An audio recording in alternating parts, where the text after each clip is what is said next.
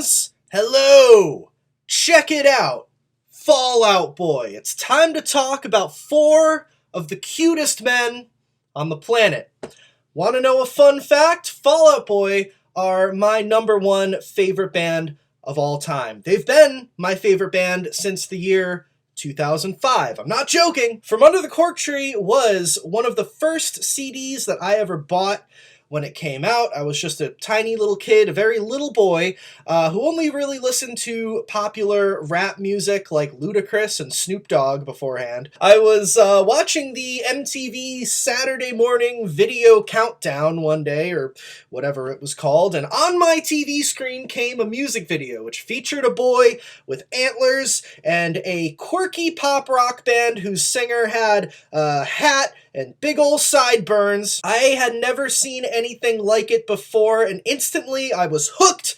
I was obsessed. I wanted to know more. I didn't know what it was about it, but that music video, which was the music video for Sugar We're Going Down by Fall Out Boy, when I saw that, it felt like God or whatever higher powers that be had designed in a lab, put together a band just for me. You know what I mean? I had never felt that way about an artist before. I was like, this is my shit. I went out and bought From Under the Cork Tree, and it literally changed my life. It was one of those butterfly effect things where I'm pretty sure that like everything that happened in my life after buying From Under the Cork Tree was stemmed from me buying From Under the Cork Tree. You know, like I probably wouldn't be sitting here talking to this camera right now had I not bought it. A lot of my whole life would have been different without buying that one record. You know what I mean? Crazy shit. Anyways, they're my favorite band. They have been for like over 15 years now.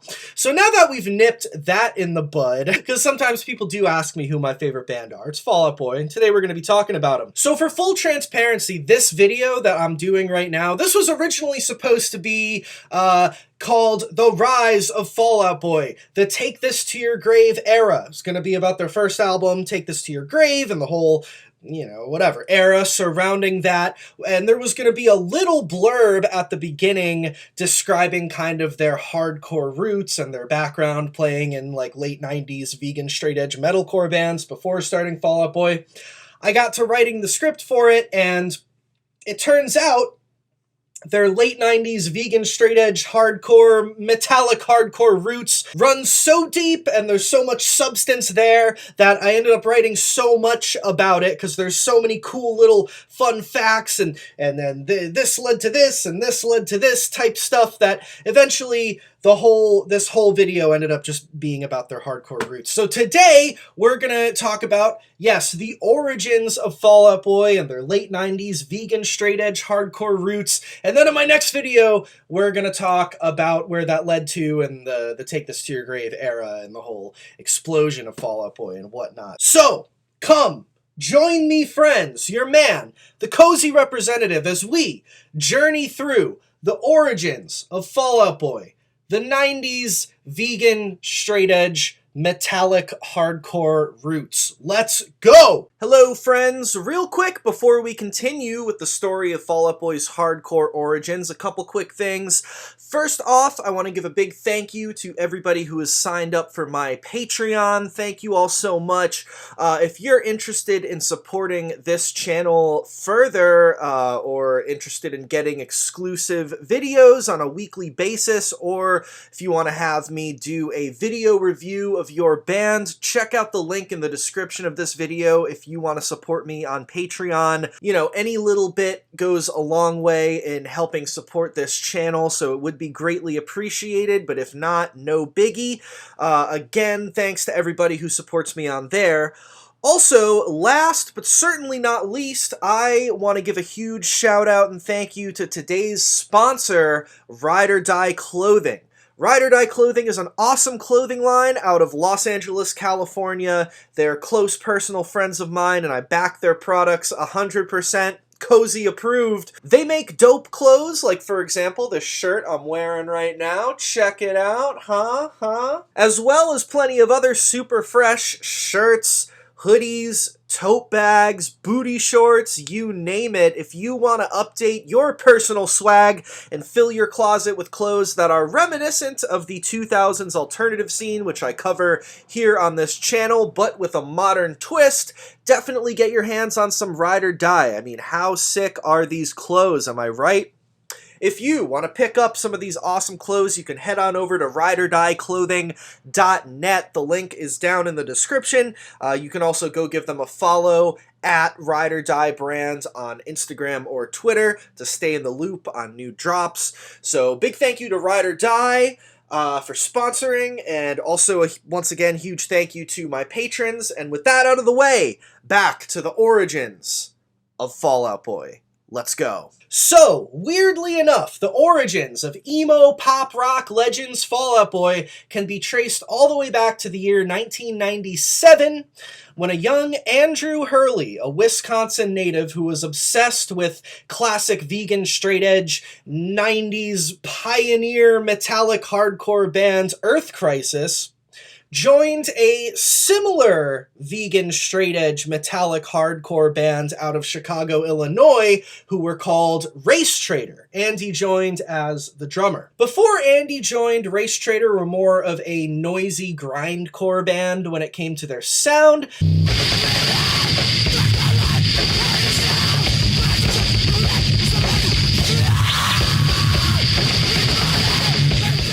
But once Andy joined as the drummer, his drumming style kind of shifted the band into being more of a technical metalcore band with some death metal influences in there as well, musically.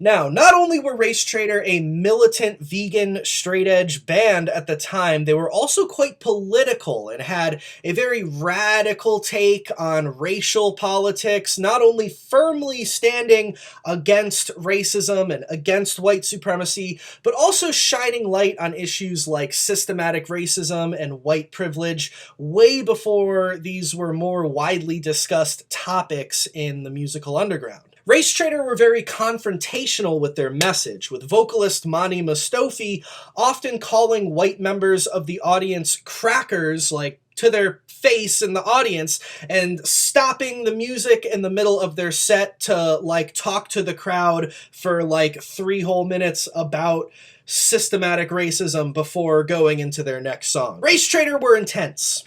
We feel honored to be here, to have an opportunity to fucking re-engage with the hardcore punk community.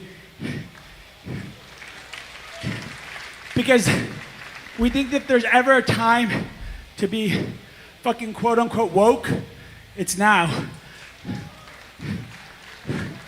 I mean, I'm sure there's a few people out in the audience here that think they're making America great again. But we're fucking scared shitless. And like, it's no fucking joke. And the fact that like this stuff is being driven by this like hatred, right? Like, who are the fuck are these like immigrants that are coming into our town? Who are these people that say Black Lives Matter? What are all these fucking queer people doing, trying to like be equal and shit? Like, the fact that that's fucking driving this is really fucking scary. Because the reality is that everybody in this room right now, you're the fucking alt-right's target demographic. They are creating memes and slogans and fucking fears about who's gonna rape your women and this and that to fucking get you angry. They know you're disaffected. They know most of you motherfuckers are white. Most of you are fucking dudes. And they think they can sell you this shit. They think you will buy into it. They think we will all buy into it and fucking be the foot soldiers for a fucking fascist country. And the answer is, you have to make sure that you, and we have to make sure that we don't fucking do that. And as a community, we're a wall. A wall against hate, a wall against violence, sexism, racism, xenophobia.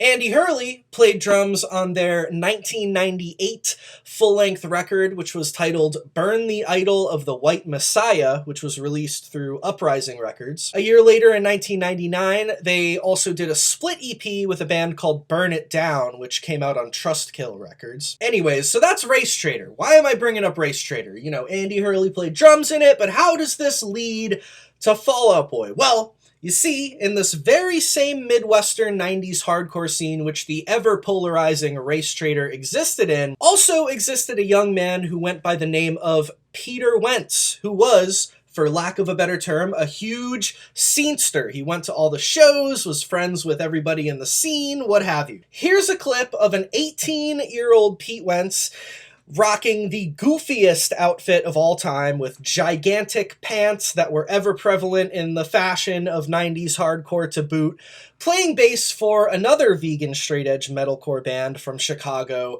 called Extinction back in 1997. This is where Pete Wentz got his start, in Extinction.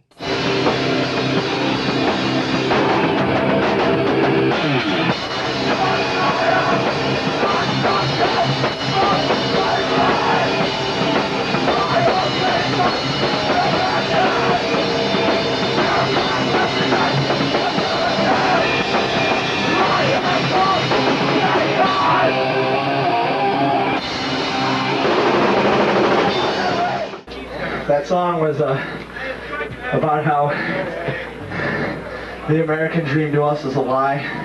That's for everyone in this room who doesn't need poisons pumped in their body. This next song will be on a CD. We're putting out a threesome record. It's a split. Maybe the American version's going to come out on Catalyst or Plus Minus, we don't know yet. It deals with every day we look around us and we think we're doing a lot by saying, oh, we're vegetarian, we're vegan. But there's a whole lot more to it than that. I'm not saying we're the perfect kids up here. We're doing our best. But what we need to do is to really do our best and take what we're learning in here with each other and take it out to that outside world because they don't care. They think this is a joke.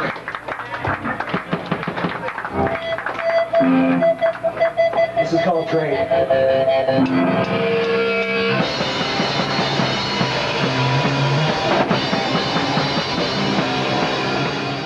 Pete got to know the Race Traitor guys and got to know Andy, which led to Pete filling in on bass for Race Traitor for various shows, actually, around this time, too. Here's some footage of that going down. Andy on drums and Pete filling in on bass for Race Traitor in the late 90s. Very interesting. Check out those dreadlocks on Pete.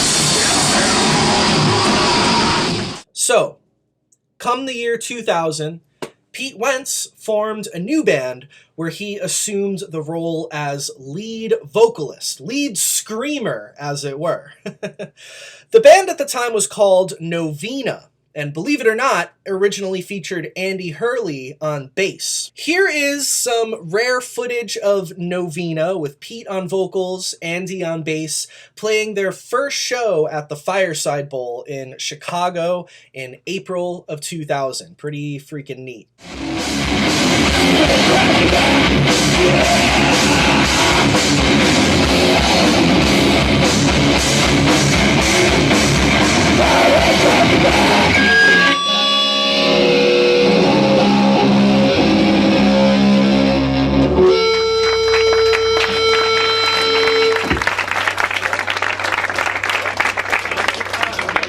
We're in Novena, Chicago. This is our first show. from Milwaukee. We're actually outnumbered by Milwaukee. We have a lyric sheet in the back that explains all of our lyrics content. So I figured I wouldn't waste your time with it. Yeah. Birthright. Alright, so this next song we're playing is about my personal issues with depression, and it actually stems back to the first time I realized I was going to hell, which was, you bear with me for this story, it was, I was in about 5th grade or 6th grade, and me and my friend Nick Poole used to go to this place, the Chuck Wagon, every day and eat the Nicky Special, which was a burger with gyros meat on top of it. And then we'd go to this place off the record and try to get the guy to give us Metallica promo posters, but he'd just give us like Styx promo posters or whatever. So there was this kid, Jerry Dapier, in my grade with me, and he was legally blind, and he was cross-eyed, and we called him Jerry Diaper, and it was just the worst. You gotta hear his bad story about me, but...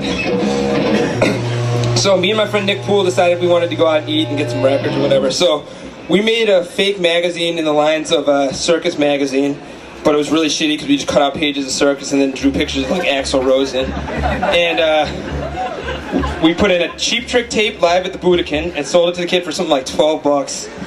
And then went out to eat and went to the record store. And it's funny because where the kid actually ended up was when I was like maybe 15 or 16. His family was forcibly, like there was a petition signed to get his family to leave our town because he was taking baths naked in the public fountain all summer. So, I don't know.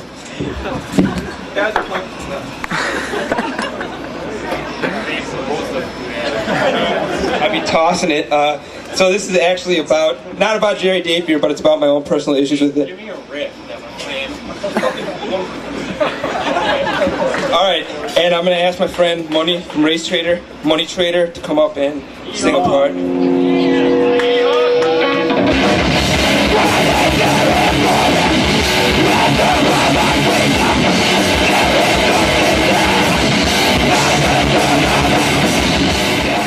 So Andy did not last as permanent bass player in this band, however, because around this time he was a happening dude in the scene.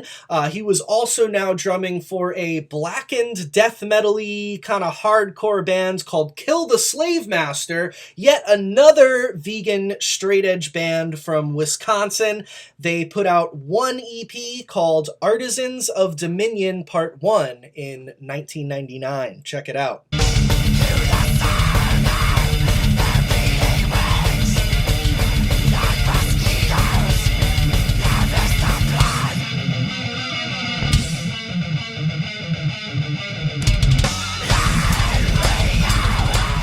Anyways, around this time as well, that band which Peter Wentz was fronting, Novena, they experienced a couple lineup changes and ended up changing their band name to Arma Angelus. For some reason on Wikipedia, it says that Arma Angelus formed in 1998, but based on my research, it looks like they actually formed in 2000, because this first Novena show was in April of 2000. And also on an archive of their website that I found, it says that they were a band since 2000. So on Wikipedia and like Discogs and all that, it says they started in 98. But as far as I can tell, Arma Angelus formed in 2000. Anyway, whatever. It doesn't really matter.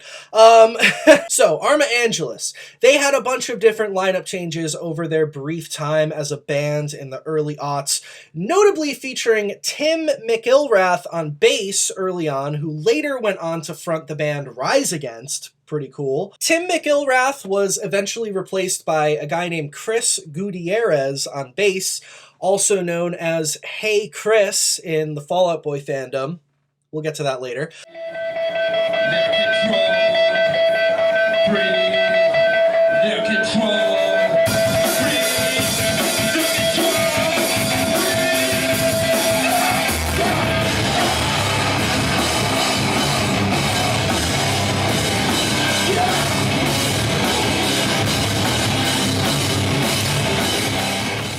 Also in Arma Angelus were former Extinction Extinction members, remember Extinction, that band that Pete Wentz used to play bass in? Former Extinction members Adam Bishop and Jay Jansetic played guitar at various times in Arma Angelus. Daniel Benai from Andy's other band Race Traitor also played guitar in Arma Angelus at one point. Andy Hurley himself filled in on drums sometimes. Arma Angelus was like a big Chicago vegan straight edge hardcore supergroup melting pot, as it were. So musically, Arma Angelus were kind of a very D-tier 2001 sounding metalcore band. They were maybe a little bit more on the metal-y side of things. They definitely weren't the greatest band in the world. Despite their, all-star lineup, they definitely weren't reinventing the wheel of hardcore or anything. But, We Are the Pale Horse kind of goes hard a little bit, I guess.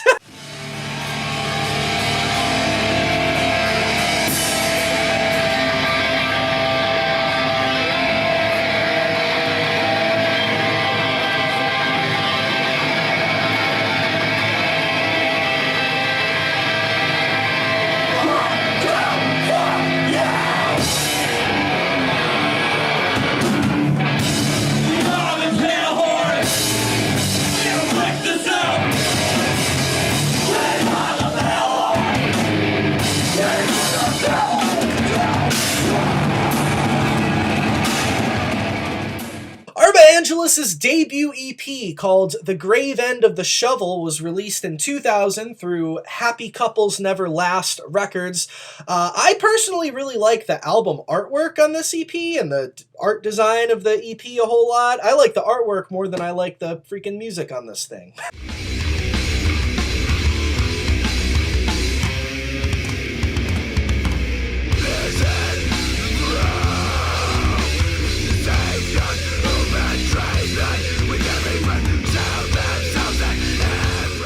Arma Angelus's crowning achievement, so to speak, was their full-length record called Where Sleeplessness is Rest from Nightmares, a very Pete Wentzian title, released in 2001. Now, this album is not terrible, I listen to it sometimes. It's interesting. It's definitely an interesting listen. I'll give it that. We Are the Pale Horse, like I said, is kind of a good song, kind of their staple anthem, if you will. The song To Feel No More Bitterness Forever kind of goes. I kind of like the song Misanthrope a little bit. It's fine. It's interesting to listen to.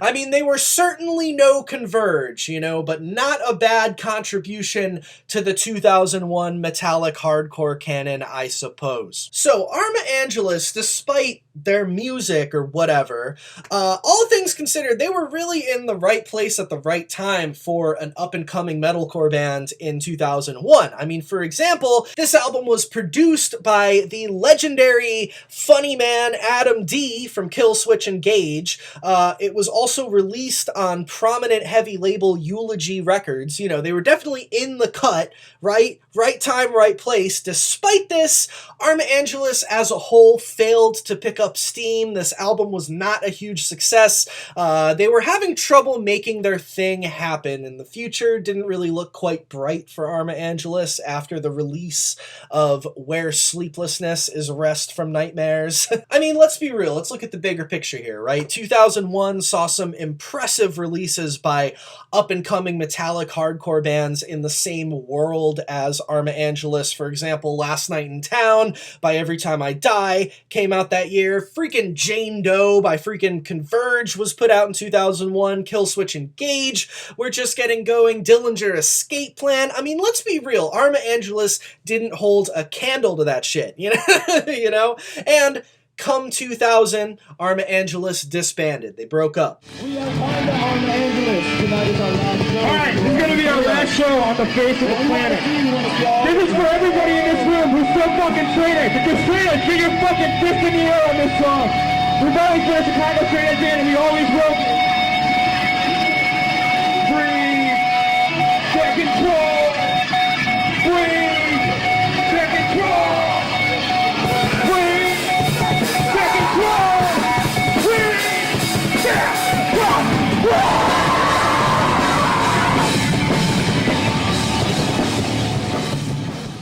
So, couple quick things on the topic of Arma Angelus before we move on to, well, you know, the little pop-punk band that could. I was doing some internet digging, as one does, and I found a couple of pretty interesting old Lambgoat articles about Arma Angelus from back in 2002, right before they broke up. Here's a Lambgoat article published on February 22nd of 2002. Arma Angelus recruits ex-Race Traitor drummer. Chicago hardcore outfit Arma Angelus have parted ways with longtime drummer Timothy Miller.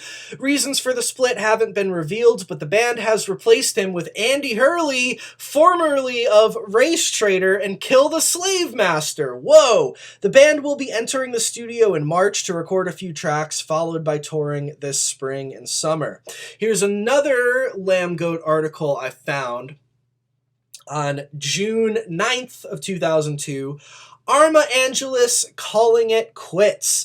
Chicago's Arma Angelus have decided to call it quits this summer. The band will be playing their last out-of-town show at Hellfest, in addition to one final show in Chicago, which will be announced soon. Additionally, the band will be releasing one final recording entitled I Saved Latin on a yet-to-be-named label. Fun fact, Arma Angelus never ended up releasing anything called I Saved Latin, but later on in Fall Out Boy's career, they would sometimes play secret shows under the name Saved Latin. So, pretty interesting there, connecting the dots.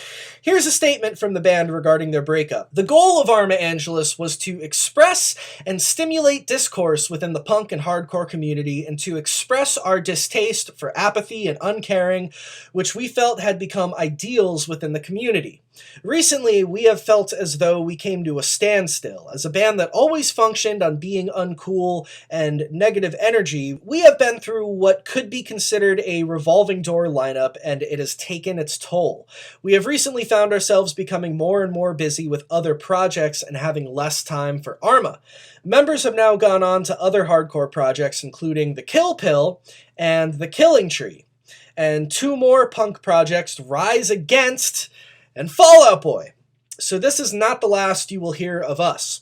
We wanted to take the time to thank Eulogy Records for their endless support, Jim Grimes at Handsome Devil Booking, all of our friends worldwide, and all of the kids not consumed by the callous and uncaring attitudes spewed forth by the many of bands out there. All right, there you go. That was Arma Angelus. That was the final word.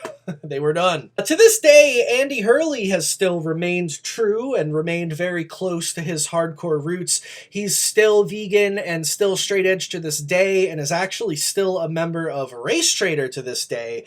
Race Traitor reunited around 2016 or so, and you can catch Andy playing with them at tiny hardcore shows or at legit hardcore festivals like This Is Hardcore when he isn't playing with Fall Out Boy on Good Morning America. Andy also plays drums currently in a hardcore band called Sect, which features an all-star hardcore lineup with members of Left 4 Dead and Earth Crisis, to name a few. They release records through Southern Lord Records and record with people like Kurt Ballou from Converge. Very cool, very legit. While the rest of the Fall Out Boy dudes haven't stayed quite as true as Andy, they've all broken Veg and broken Edge over the years, and for the most part they don't really talk much about their roots in hardcore anymore, besides simply saying very general statements like, we used to play in hardcore bands. Like, that's it.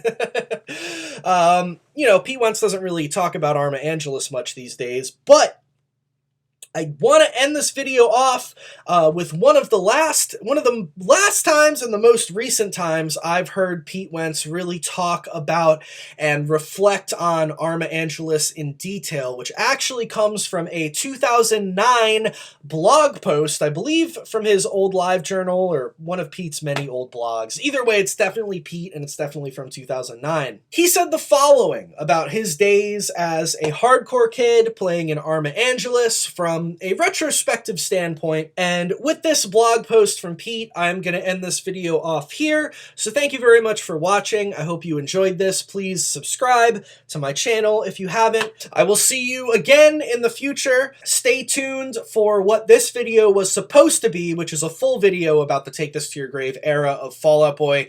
It's been your man, as always, the Cozy Representative. And with that, take it away, 2009 Pete Wentz. Looking back on that period of my life is so funny to me. I can't believe I took myself so seriously, which I say about every 10 years, and will again soon, I'm sure. We were kind of the younger kids in the Chicago hardcore scene. I had grown up on everything from Everlast, the hardcore band, to Screeching Weasel, to Los Crudos. I played in a couple of different bands, Extinction, a bit in Race Traitor, but Arma Angelus was the first time we were allowed to run the show. I remember when writing Misanthrope, I was really angry. My aunt had just passed away from a disease called lupus, which attacks the body's own immune system. I guess it was about my thought that it made more sense for companies and practices to treat people than to cure them. This was all the well-researched 18-year-old's uneducated emotional perspective. Kind of hated how deep my screaming got on the record, haha. The band was kind of a revolving door. Hurley played bass on the demo, Troman went on tour with us and Seven Angels, Hey Chris played bass for most of it, though Tim from Rise Against played bass and sang on the first record. It's funny, at the time, Fall Out Boy was Arma Angelus's side project. We had just a 4-track demo on cassette tapes. We kind of just joked around. At the end of the last 2 shows, it was pretty much the guys from Fall Out Boy and Hey Chris playing bass. Patrick on drums and Joe on guitar at a show, Andy on drums at another.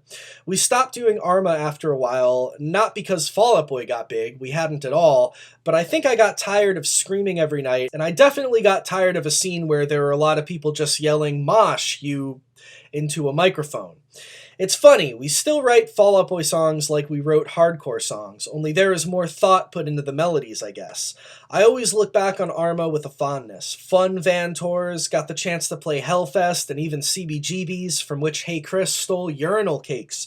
We weren't very big, we lifted a lot from Damnation AD. Anyway, I'll never be bitter about it and appreciate the era, even if I had weird bleached hair or dreadlocks. Haha, Pete. Really, I think it's very self-apparent. We believe this is more than music. We're fucking preachy. You know, the Chicago Reader said we're fucking heavy. You have to take a laxative to listen to our record. Welcome home, motherfuckers! But we do this because this is fucking what's in us.